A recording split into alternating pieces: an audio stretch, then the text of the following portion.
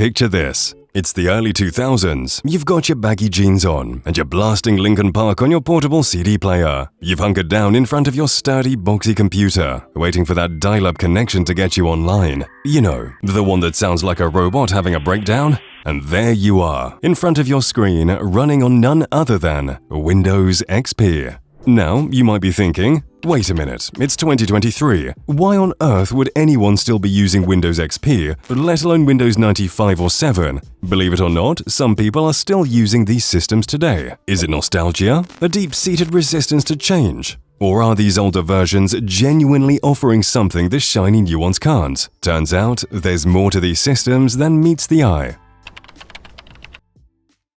If you've ever run Windows 95, XP, or Windows 7 in the past few years, it probably felt like you've been teleported back to the 90s. Just imagine, you're sitting in front of an older PC, the hum of the cooling fan blending into the background. On your screen, you see the familiar blue skies of Windows XP and hear the sound of the loading screen. Feel the nostalgia yet? We do too. But you see, these older systems, in their simplicity and limited capabilities, excel in certain niches. Take Windows 98 for instance. Its compatibility with old software makes it a champion for retro gaming or running legacy applications, as many new systems have waved goodbye to backward compatibility. And it doesn't stop there. Even in this age of quantum computing and AI, people and businesses still swear by their outdated software. Just think about the last time you were at an ATM withdrawing money. You put in your card, punch in your PIN, and get your money, without ever realizing that the machine you just interacted with might still be running Windows XP.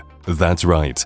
Many ATMs still run on older operating systems because they can complete the task just as efficiently and safely as the new operating systems. Like the old saying goes, if it ain't broke, don't fix it. And why would you? It would only cost you more money and effort to do so. Organizations like the US military and numerous businesses around the world still utilize these older operating systems too. It really boils down to two things: reliability and cost effectiveness. These systems have stood the test of time. They've been tried and tested, and their stability is unparalleled. Upgrading to the newest, shiniest software might look appealing on paper, but it's not always worth it. And let's not forget about the economics of it all. Upgrading every piece of software in a large organization is no small task. Just think about that time you had to learn a new software from scratch. Remember those first few days? When you felt like auditioning for the role of the Incredible Hulk, with the computer playing the unfortunate recipient of your gamma-irradiated rage? We've all been there.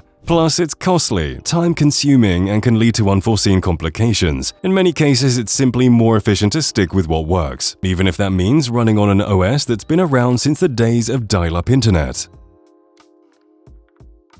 And it's not just us saying this. Silverman, a noted tech analyst, vouches for the benefits of Windows 95 over its predecessors. According to him, Windows 95's user-friendly interface, support for long file names, and introduction of the taskbar were groundbreaking at the time. These improvements revolutionized user experience, bringing computing to the masses. What's surprising, though, is how these changes are still relevant today. Modern operating systems still use a taskbar and support long file names. Windows 95's plug-and-play support set a precedent for how peripheral devices are recognized and installed. It basically set the standard that we take for granted today.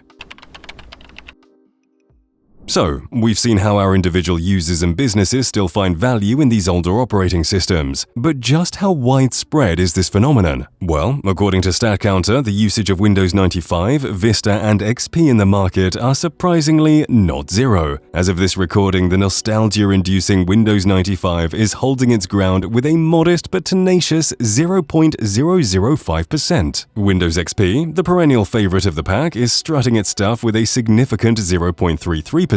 And if you can believe it, Windows 7 takes the cake here, comfortably snuggling in the hard drives of 3.7% of users out there. That's right, somewhere out there in the vast expanse of 2023, there are diehards booting up their computers to the nostalgic hum of these vintage operating systems. Despite the advancements in technology, Windows 95, XP, and 7 still hold a special place in our digital world. Whether it's their role in performing specific tasks, their value in certain industries, or the unique personal connection many people have with these systems, they continue to stand the test of time. Which brings us to the questions. Have you ever used these older versions of Windows? Do you still find a use for them today? Whether it's a fond memory, a practical purpose, or just a fascination with history, we'd love to hear your stories.